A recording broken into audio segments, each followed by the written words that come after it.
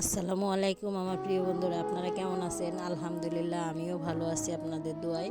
তো দেখেন, আজকে টক ঝাল মিষ্টি জলপাইয়ের আচার নিয়ে আমি হাজির হয়ে গেলাম আপনাদের সামনে। তো চলেন কিভাবে এই রেসিপিটি পরিবেশন করা হয়, আপনারা আমার সাথে থাকবেন, দেখবেন কিভাবে তৈরি করি। আর এই আচার ভাতের সাথে খাওয়া যায়, মুড়ি ঝাল মুড়ির সাথে মেখে খাওয়া যায় তেল নিয়ে। আর এই আচারগুলো সারা বছর সংগ্রহ করে রাখা যায়। এভাবে আচার বানালে খুবই খুবই মানে মুখে রুচুক। অল্প সামান্য উপকরণ দিয়ে এত সুন্দর আচার যা না খেলে বুঝতে পারবেন না। দেশ ও দেশের বাহির থেকে যে বন্ধুরা আমার ভিডিওটা দেখতেছেন, সবাইকে জানাই আমার আন্তরিক শুভেচ্ছা ও ভালোবাসা। সবাইকে অনুরোধ রইল পুরাটা ভিডিও দেখার জন্য। আর এই যে দেখেন, আমি কড়াইতে সরিষার তেল দিয়ে দিয়েছি। এই যে জলপাই আমি সিদ্ধ করে রেখেছি অলরেডি। আমি একটু লবণ আর একটু হলুদ দিয়ে ধুয়ে পরিষ্কার করে নিয়ে আমি সিদ্ধ করে এগুলা রাখছি। আর এখন আমি এগুলাকে আচার বানাবো। আপনারা দেখতে থাকেন কিভাবে আচারটা বানাই। তেলের ভিতরে দিয়ে দিব আমি আদা বাটা আর রসুন বাটা। আদা বাটা আর রসুন বাটা দিলে আচারের টেস্টটাই অন্যরকম হয়। তো এই দুটো উপকরণ না দিলে ভালো লাগে না। আর সরিষার তেল অনেক, তো ছোট্ট কড়াই, তার জন্য আর কি পড়ে যাওয়া ছিল তেল। আমি বড় করে আছে দিইনি, এখন অবশ্য চেঞ্জ করে দিব বড়টাই।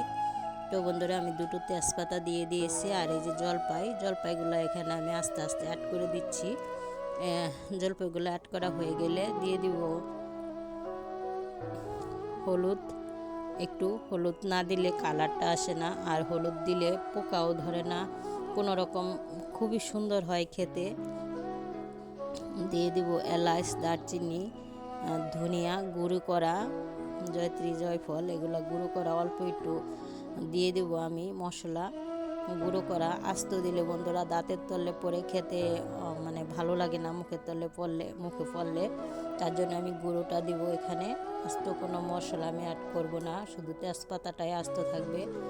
দিয়ে দিব পরিমাণ মতন লবণ বন্ধুরা, আর দিয়ে দিব সামান্য একটু বিট লবণ, আর দিয়ে দিব একটু টেস্টি সল্ট।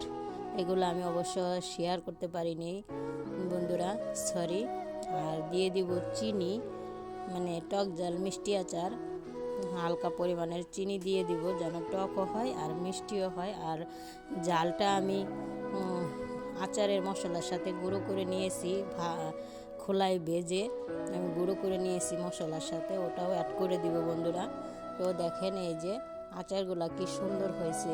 পুরাটা ভিডিও না দেখলে বন্ধুরা মিস করবেন। এভাবে আপনারা আচার বানিয়ে খেলে অসাধারণ, মুখে লেগে থাকার মতন একটা আচার একবার বানিয়ে খাবেন। দেখেন এই যে আমি মশলাটা অ্যাড করে দিলাম। আর এই মশলাটা অ্যাড করার সাথে সাথে কি সুন্দর একটা ঘ্রাণ, যা না খেলে বুঝতে পারবেন না। একবার হলেও আপনারা ট্রাই করবেন, তারপরে আমাকে অবশ্য জানাবেন যে কেমন হলো আচারটা। খেয়ে অবশ্যই আমাকে জানাবেন কিন্তু বন্ধুরা কমেন্টে।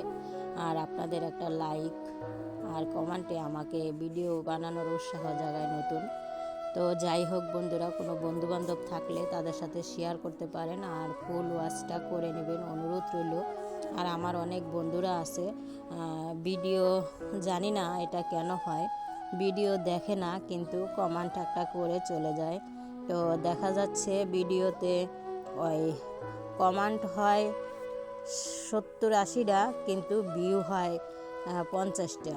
এটার মানে কি বন্ধুরা, আপনারা যদি জানা থাকে আমাকে একটু জানাবেন। তো সবাই সুস্থ থাকবেন, ভালো থাকবেন, শুভকামনা রইল সবার প্রতি।